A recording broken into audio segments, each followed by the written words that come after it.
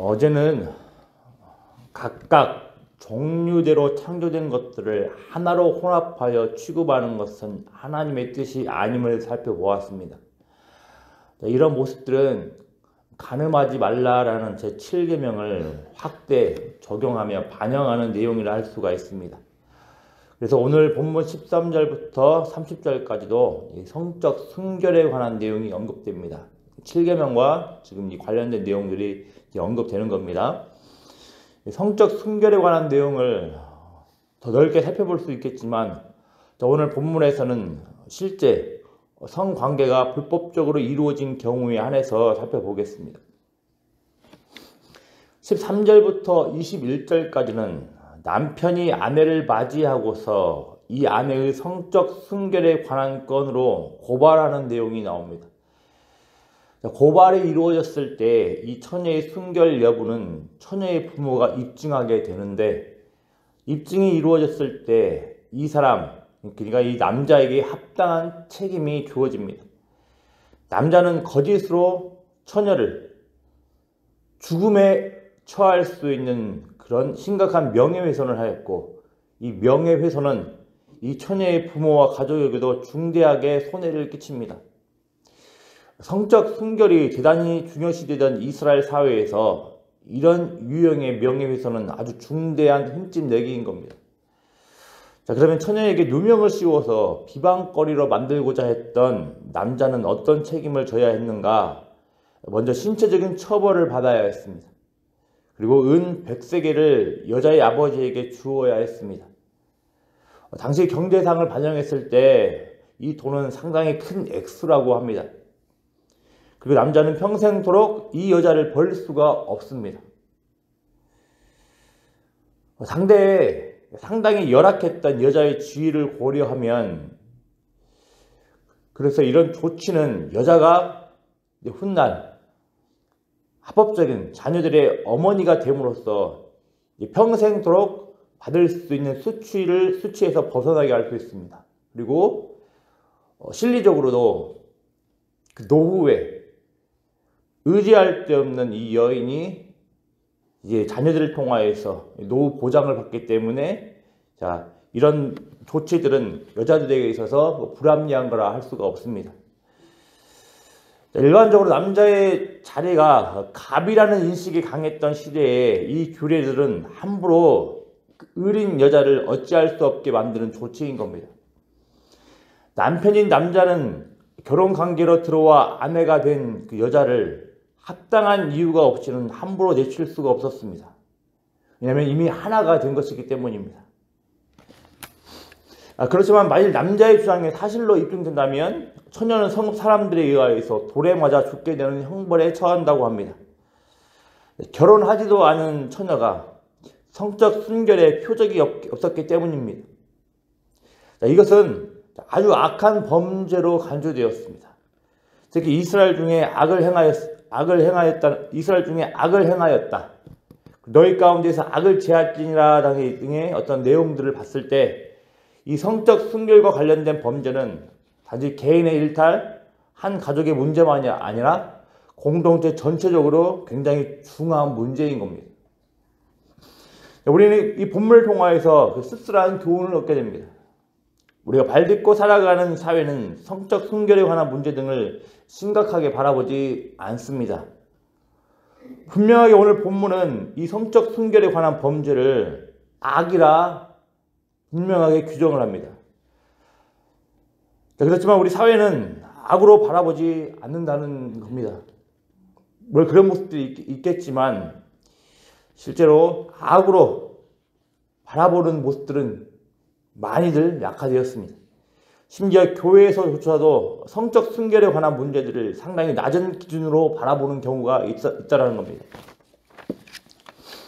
어제 말씀드렸습니다. 하나님의 거룩하심은 하나님의 언약 백성들을 통해서 나타난다고 어제 살펴봤습니다. 그래서 이방 민족들은, 불신자들은 하나님의 백성들의 삶을 보고서 거룩이 무엇인지 배우게 됩니다. 특별히 하나님 백성들의 성적인 문제와 관련된 것을 보고서 거룩이 무엇인지 배웁니다. 자, 그런데 교회가 사실 사회 앞에서, 이 세상 앞에서 자랑스럽게 떳떳하게 말할 수 없는 지경에까지 이렇습니다. 교회가 먼저 거룩함을 회복해야 하는 겁니다. 특히 오늘 본문을 통해서 성적 순결함을 회복해야 합니다. 교회 안에서 이런 문제가 혹여라도 발생했을 때 물론 구약의 경우처럼 문자 그대로 적용하여 가혹한 형벌을 가할 수도 없고 그리고 해서도 안 되겠지만 그 정신을 살려서 교회가 이런 문제들이 발생했을 때 강하게 대처해야 한다는 겁니다.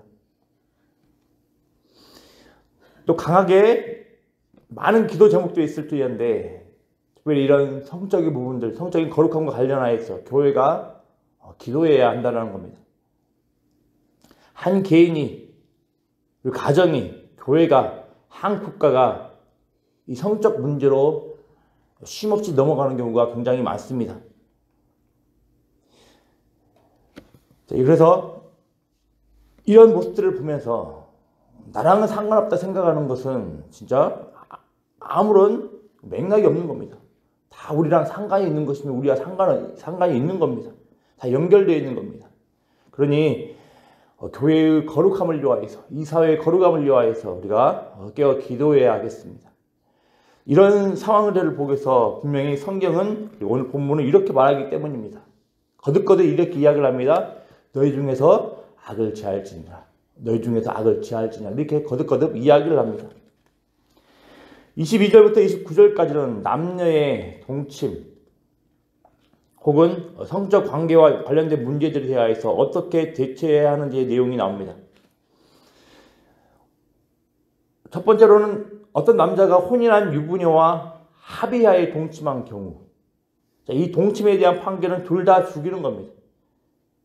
두 번째로는 어떤 남자가 한 남자와 약혼한 처녀를 만나서 성읍에서 동침한 경우, 이 경우에는 처녀가 침묵으로 남자의 동침 시도에 동의했다고 간주하고서 둘 다 죽이는 겁니다. 세 번째로는 어떤 남자가 어떤 약혼한 처녀를 들에서 만나 강간한 경우인 겁니다. 그래서 이 경우에는 남자에게만 책임을 물어서 남자를 죽입니다. 네 번째로는 남자가 약혼하지 아니한 처녀를 만나서 강제로 동침하는 경우, 이 경우에는 남자는 합당한 조치를 취하고 처녀를 아내로 삼아야 합니다. 잘 보면 22절부터 29절까지의 남녀의 동침은 일정한 패턴이 있습니다.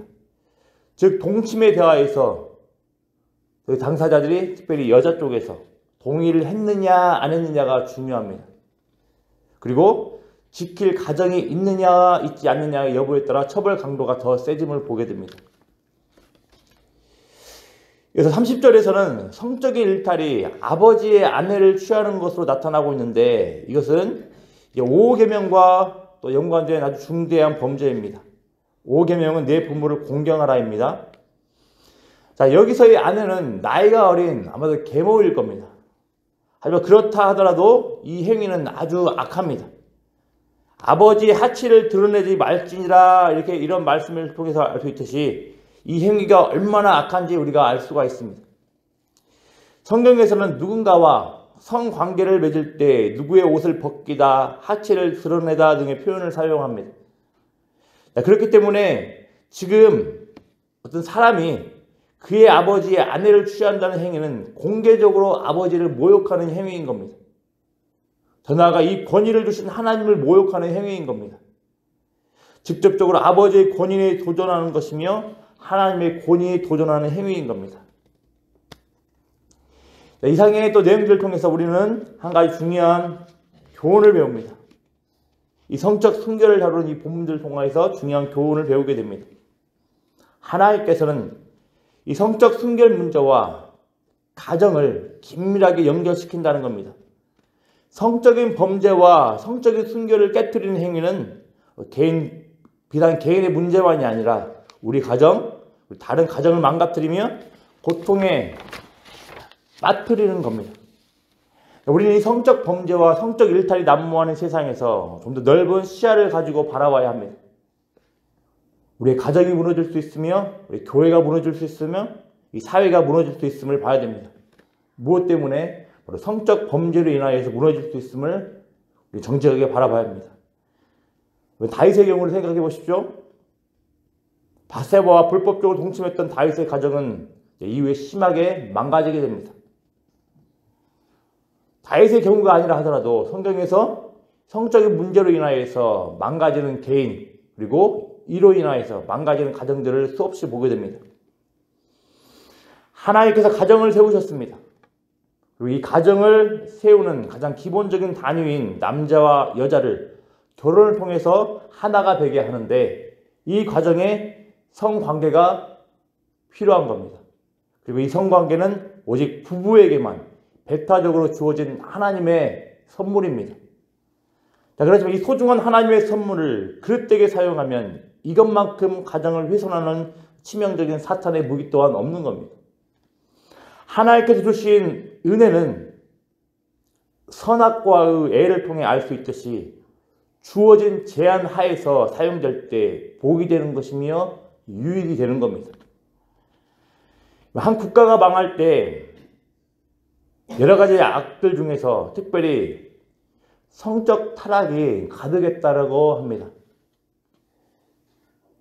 그렇다면 정직하게 바라봤을 때 우리나라도 위험 신호가 많이 보이는 것입니다. 나라를 위해서 기도하는 은혜가 있어야 되겠습니다. 교회가 깨어서 기도해야 되겠습니다. 기도함과 동시에 교회의 거룩함을 잘 유지하고 있는지 돌아봐야 되겠습니다. 임계점을 넘지 않도록 그 임계점을 넘으면 돌이킬 수 없는 상황에 맞닥뜨리게 됩니다. 깨어서 기도해야 하겠습니다. 기도하겠습니다. 아버지 하나님, 오늘 말씀을 통하여서 성적 순결에 관한 내용들, 성적 일탈에 관한 것들, 성적 범죄에 관한 것들을 살펴보게 되었습니다. 아버지 하나님, 우리가 이 문제에 관하여서 정직하게 바라볼 수 있도록 은혜 넣어 주시길 소망합니다. 더 높은 윤리적 기준을 가지고서 바라볼 수 있도록 은혜 넣어 주시옵소서. 하나님의 시선으로, 성경의 눈으로 이런 모든 문제들을 바라볼 수 있도록 은혜 넣어 주시길 소망합니다. 그래서 이 문제를 보고서 우리가 예통하게 하시고 마음 아파하게 하시고 함께 기도할 수 있도록 은혜 넣어 주시길 소망합니다. 아버지 주님, 먼저 우리 가정을 잠정적으로 우리 가정 또한 언제든지 위험에 처할 수 있다는 상황들을 바라보면서 늘 깨어서 기도하게 하여 주시고 또 우리 교회를 위하여서 간절히 깨어 기도할 수 있도록 은혜 도와주시길 소망합니다. 그래서 더 나아가서 우리 교회가 이 나라 민족을 위하여서 간절히 깨어 기도할 수 있도록 은혜 도와주시길 소망합니다. 그래서 이 나라 이 민족이 정말 하나님께서 정말 진노하시는 그 임계점을 넘지 않도록 먼저 우리 교회가 깨어 기도하게 하시고 교회가 하나님의 거룩을 유지하며 나아갈 수 있도록 하나님께서 긍휼을 베풀어 주시옵소서. 오늘 여러 가지 기도 제목을 가지고 강고로 나온 성경을 읽습니다. 하나님 이 모든 기도 제목 하나하나 하나님께서 세세하게 응답하여 주시길 소망합니다. 그래서 아버지 하나님, 주님께서 우리 모든 삶에 있어서 우리 모든 필요를 세세하게 간섭하시고 또 개입하시고 또 함께 하신다는 그 놀라운 은혜들을 기도를 통하여서 응답받게 하여 주시고 기도를 통하여서 경험할 수 있도록 은혜 넣어 주시옵소서. 감사를 드리며 예수님의 이름으로 기도드리옵나이다.